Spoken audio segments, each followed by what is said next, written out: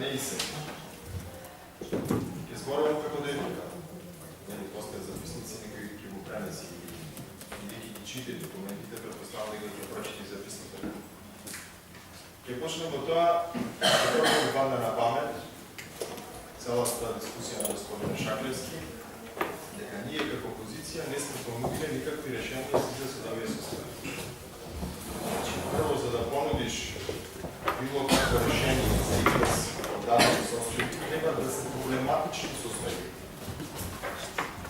Никој не бара израз од состојби кои што се добри. А во меѓу време Шаклевски победуваше дека составите не се толку лоши. Нели? Образовниот процес континуирано функционира. Сега, нека се координира самиот со себе си. Дали треба ние да бараме решение, значи состојбите се лоши, или состојбите се добри, па никој не треба да бара решение. А бидејќи нас ни вели дека треба да бараме решение, значи дека не е така како што кажуваше предходно. Оно што прво ми падна на памет е нормално дека зашто опозицијата да бара решение. Во секоја нормална држава, опозицијата е тука да упати конструктивна критика. Значи, под конструктивна критика се подразбира критика поддржана со факт. Не секоја критика мора како додаток, како анекс да содржи решение. Зошто е тоа морално? Абсолютно не. Она што е обврска, облигација за многи решени и решавање на состојбите, тоа е обврска и облигација на актуалната власт. И на почетокот мисля да кажам дека еве Шаклевски ја повикува опозицијата, иако самите колеги советници даде некои навистина добри пратоци за наминување на состојбите, а самиот тој не роди ништо. За да успее на крајот да ме демантира. Си даде човек по предлог. Ќе поставиме пред секој училиште, пред секоја училница кутии за донации од страна на родителите. Секој од децата што ќе помине ќе си остави по 5 денарчиња, родителите ќе си остават по 100 денарчиња и цела работа ќе биде завршена. И тоа е предлог. И тоа е. Мене не е смешно. Наистина, предлог што треба се земи во предвид. Она што ме чуди е што доаѓа од член на ВМРО ДПМН. Шаклевски се координира себе си дали е член на ВМРО ДПМН или не. Знае дека за ваквите предлози директорите кркале дебели казни и за ваквите постатки од страна на владата на ВМРО ДПМН. На полна уста оваа влада го фали проектот бесплатно образование и се заканува секој што ќе даде денар на страна од родителите и децата, а тоа го дозволи професор и види казна. Ова образование е бесплатно. 100 пати беше нагласен. И сега Шаклевски вика, чакайте ме, ние може би противчиња да поставим. Стварно не ми е јасно која партија е. Ама бидејќи ви е висок функционер во партијата, предпоставувам дека како советничка тука си имате скоординирано. Интересно, се надевам дека и ова медиумите ќе го дадат. Ќе го дадат и неговиот збор, или неговата реченица, дека на овој начин родителите кај нас ги претвараме во општествени паразити, завршен цитат. Вака, со бесплатното образование. Многу интересна реченица. Се надевам дека и ова медиумите ќе го дадат. Тој што не дава во оваа држава, во декларирано бесплатно образование е општествен паразит. Запамтете го тоа, колеги, го кажа ваш истакнат член и советник на советничката група на ВМРО ДПМН. За тоа мислам да позборувам со господин Шаклевски, чие што место повторно ќе речам за жал да не празни. Владна во јајце. Сме барате владна во јајце. Тоа е некоја перцепција, што за кого представува владна во јајце. За мене, например, лично, не е влакнало јајце, дол од 60 до 80 милиони денари во основното средно образование. За господино Шаклевски, кој што не е од ВМРО да помане, и која ќе дојде и сакал да ми кажи шо за него не е влакнало јајце. Можда толку од 120 милиони денари. Има човек од други репери. Се случва. Има граница. Зборуваше за факти.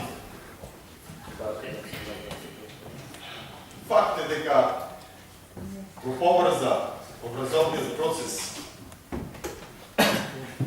и непреченото одвивање фактички на образовниот процес исклучиво со тоа дали е прекинато самиот образовен процес е прекинат во даден момент или не е прекинат. Еве ви вас крунски доказ дека се е поред во нашето образование. Тоа сега наставата не беше прекинат. Јас имам деца. Навистина е флагрантно кршење на образовниот процес ако се прекина наставата. Ама за мене исто е флагрантно кршење на образовниот процес ако моето дете треба да го облечам како доби во Сибир и наместо часот 40 минути да одржи часот 30 минути. За мене тоа не е нормален образовен процес. Ама за господина Шаклевски е. Факти. Фактите се бројни, почитувани колеги во оваа држава, меѓутоа често различно ги толкуваме, иако само по себе не би требало, фактот е аксиома, не треба да биде подложен на различно толкување. Меѓутоа, така сме како што сме. Факт е дека завчера имавме 182.000 субјекти правни физички лица со блокирани жиросметки. Тоа е факт. Факт е дека таа бројка од година во година не се намалува се зголема. Тоа е факт. Факт е дека немаме блокирани сметки во Прилеп, Струмица, Куманово, Виница, Лива Баланка, Пробишти и ве молам спречете ме повеќе да не набројувам. Дел од овие се регионални центри, исто како што е Битола. Такви се Прилеп, такво е Куманово, такво е Струмица. Регионални се. Имат училишта, кои што ги нема во соседните средини и децата од соседните средини одат таму и ги исполнуваат своите обврски образовни процес. Зошто баш Битола има ваква состојба образование? Кажа колеги, и јас не ги обвинувам директори. Од каде ги најде тој факт? Се знае.